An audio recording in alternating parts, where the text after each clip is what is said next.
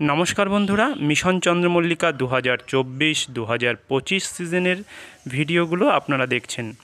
বন্ধুরা, আজকের এই ভিডিওতে যে বিষয়টি নিয়ে আলোচনা করেছি সেটা অত্যন্ত গুরুত্বপূর্ণ একটি বিষয়। সেটা হলো চন্দ্রমল্লিকার ফাইনাল পটিং করার জন্য যে মাটি, সেই মাটি কিভাবে আমরা প্রস্তুত করব। এই মাটি প্রস্তুত করতে পারলে ঠিকঠাকভাবে তবেই কিন্তু চন্দ্রমল্লিকার খুব ভালো গ্রোথ হবে এবং গাছে কিন্তু প্রচুর ব্রাঞ্চ আসবে এবং গাছ ভর্তি ফুল হবে। তাই এই বিষয়টিকে আমাদের যথাযথ গুরুত্ব দিয়ে দেখতে হবে।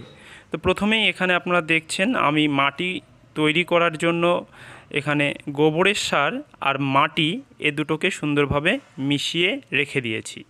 এবারে গোবরের সার কতটা নেব এবং মাটি কতটা নেব এটা নিয়ে আমাদের মধ্যে অনেক প্রশ্ন জাগে। তো আমি আপনাদের বলবো, আমি এখানে মোট 6 গামলা মাটি নিয়েছি, সেই সাথে 3 গামলা গোবরের সার নিয়েছি, অর্থাৎ 2:1 হিসাবে গোবরের সার এবং মাটিকে মিশিয়েছি।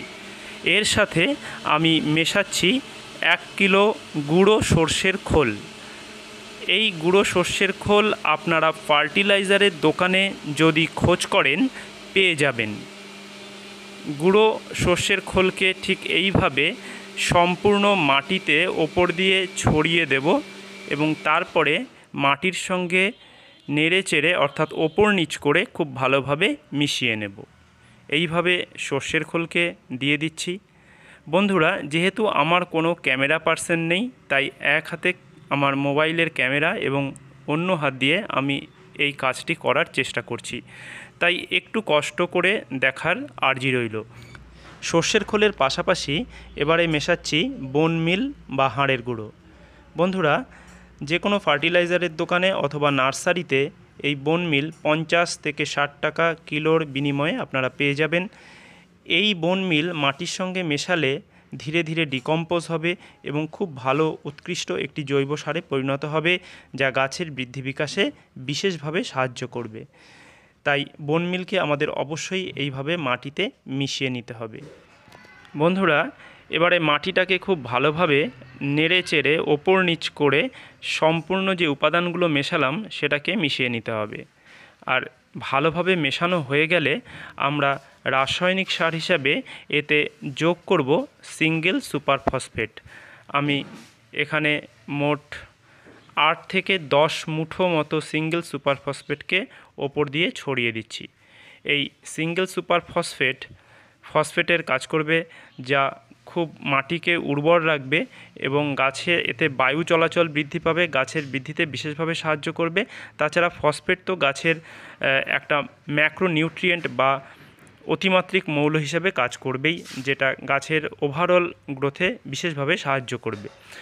তো দেখুন, ওপর দিয়ে খুব ভালোভাবে আমি এটাকে ছড়িয়ে দিচ্ছি। মোটামুটিভাবে এখানে 6 গামলা মাটিতে আমি 8-10 মুঠো মতো সিঙ্গেল সুপার ফসফেটকে ওপর থেকে ছড়িয়ে দিলাম। এবারে আবার ঠিক আগের মতো নাড়াচাড়া করে ওপর নিচ করে মাটিতে খুব ভালোভাবে মিশিয়ে নিচ্ছি এই খুপড়িটির সাহায্যে।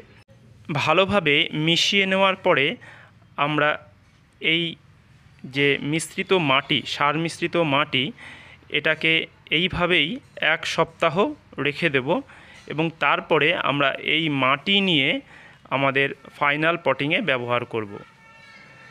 তো বন্ধুরা, চলুন আমরা ফাইনাল পটিংটাও দেখে নিই। তো এখানে দেখুন, আমার 6 ইঞ্চি পটে একটি চন্দ্রমল্লিকার চারা রয়েছে। দেখেই বুঝতে পারছেন এটি পম্পন চন্দ্রমল্লিকার চারা।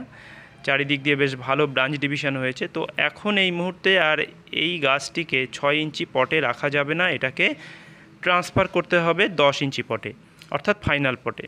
তো ফাইনাল পটে আমি কিভাবে দেখুন চারাটিকে বের করে নিচ্ছি। এইভাবে উপর করে ভেতরে হাতটা দিয়ে কাণ্ড বরাবর হাতটা আঙুলটা ভেতরে প্রবেশ করিয়ে দিয়ে এইভাবে হালকা টোকা মারলেই ওপর থেকে এইভাবে বেরিয়ে আসবে এবং দেখতেই পাচ্ছেন খুব ভালোভাবে যে কত সুন্দরভাবে রুট বাউন্ড হয়েছে। তো এইভাবে আমরা বের করে নেব খুব সন্তর্পণে।